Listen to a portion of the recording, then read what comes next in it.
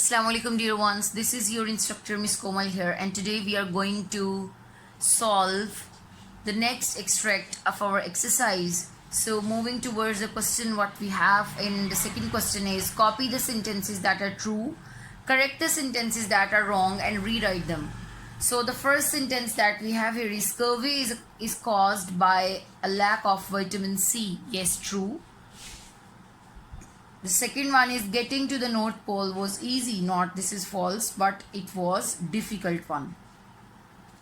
Amundsen was the first person to be able to claim that he had been to the both poles. Yes, true.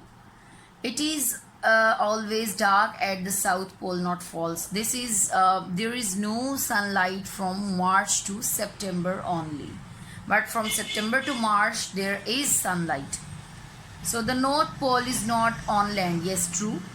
No animals live near the North Pole. This is false, but polar bears, seals, and walruses are native to North Pole.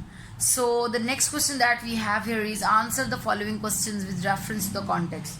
So the first reference from the book is some other two-legged caribous joined the first until 5 figures were outlined against the sky. So the question for this reference is what were the two-legged caribous? So the answer would be Eskimo people. And the next question is how many people were on Amundsen's side? So 3 people were on Amundsen's side.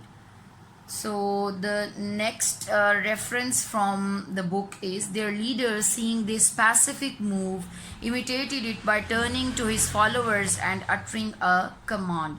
So what is meant by phrase pacific move? It means advancing in a peaceful manner with good intentions. So the next question is how do the Inuit respond? So the answer would be when the leader of the Inuit people saw Amundsen make the peaceful move of instructing his men to put their weapons aside, he did the same with his men. So the next question is look at the 2 fact flies about the poles.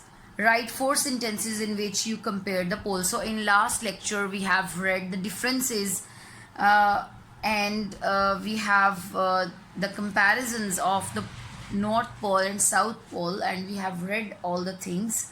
So here you have an example, and in this manner you're going to write next 3 or 4 sentences on your own. Like the South Pole is colder than the North Pole, and in comparison from you will write the North Pole is warmer than the South Pole. So you will have the 4 differences between North Pole and South Pole, and you will note them on your notebooks. So in activity B, working with words, what we have, look again at the extract from Amundsen's book, find out what these words mean and use each one in a sentence. So let's know their meanings and also make the sentences from these words.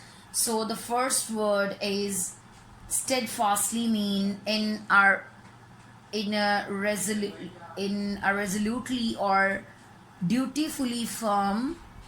So the next word is ostentatiously, mean in a showy way that is designed to impress. The next is pacific, mean peaceful in character or intent. The next is reciprocate, mean respond to an action or gesture by making a corresponding one. So let's make the sentences from these words.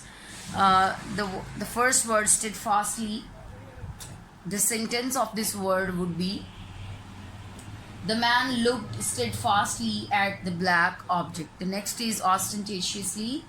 The sentence would be the captain instructed them ostentatiously to throw their rifles on the ground. Next one is pacific. The sentence would be my pacific move motivated the Eskimo leader. The next one is reciprocate. So the sentence would be I wish to be his friend and he reciprocated my wish. So the next activity that we have is you have learned these proverbs Can you complete them? Okay, so complete these proverbs. The early bird catches the worm. Look before you leap. Learn to walk before you run. Don't count your chicken before they are hatched. You may lead a horse to water, but you can't make it drink. So, what we have in question 3, choose one of the proverbs and explain the meaning to the class. So, you may relate a story or anecdote to illustrate the meaning. So, I will explain one of the proverbs, but remaining what you're going to do with the proverbs, you will share the proverbs and explain the proverbs with your siblings and your family also. So, if we explain the second proverb, that is look before you leap, means always think before you do a task, you do an action. Every time think before you jump in the dark. So don't put yourself in danger, and think about the task you are going to do and you're going to complete. So this was your lecture today. See you in some other class. Till then, take care. Allah Hafiz.